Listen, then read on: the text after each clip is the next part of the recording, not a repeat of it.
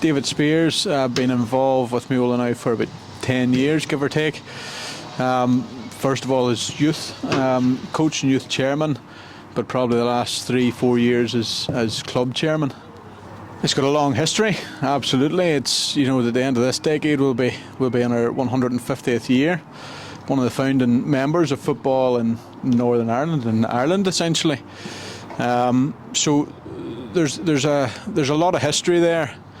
There's also a big responsibility to keep that going. It's ultimately an institution in local football in many regards, and but with that comes big opportunities. I have about going on 400 kids at the club that train every week at Mill Meadow and other venues around the Mid-Ulster Council area, and in the past 2-3 years we've installed a girls section within that, and also then a disability section as well. So it has a huge impact in the community. It brings people from different communities together essentially at our club, from different schools and different backgrounds, and it's something that as a club that we have a major focus on is bringing players through our system, our club, and essentially get them into our first team. That's one of the main drivers behind the hours and hours that the volunteers and coaches put in every week at the club. I've known Kenny for 30 plus years, since I was a boy playing football and he was coaching me, and probably an element of why I'm chairman and even sitting here is because of what Kenny had taught me as a boy.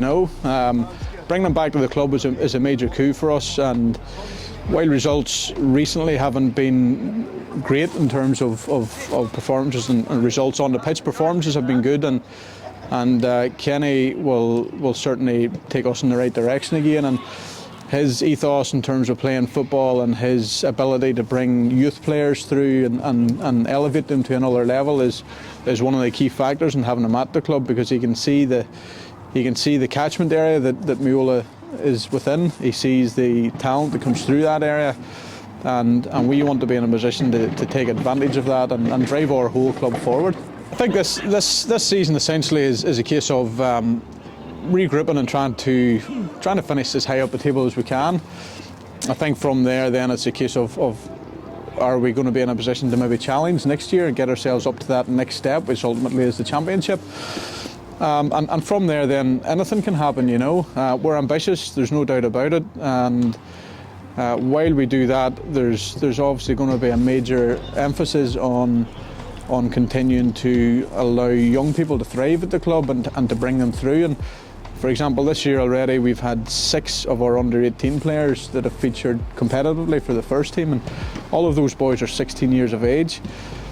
Where those boys can go in 2, 3, 4 years' time is entirely up to themselves, but what we'll do is provide a platform for them to do that, and hopefully that's in the championship or beyond. So yeah, the ambition's there over the next few years to continue to push on.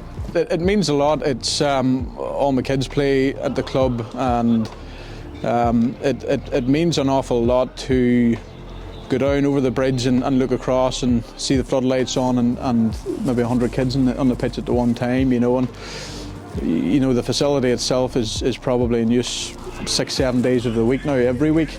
We're in the process of getting that upgraded and getting a new playing surface down and new floodlights, and the impact that'll have within not just our club but the local community is going to be huge. So for me it means an awful lot, but it's far from a finished project. It's something that we continue to want to develop and to grow and to take to the highest level we possibly can.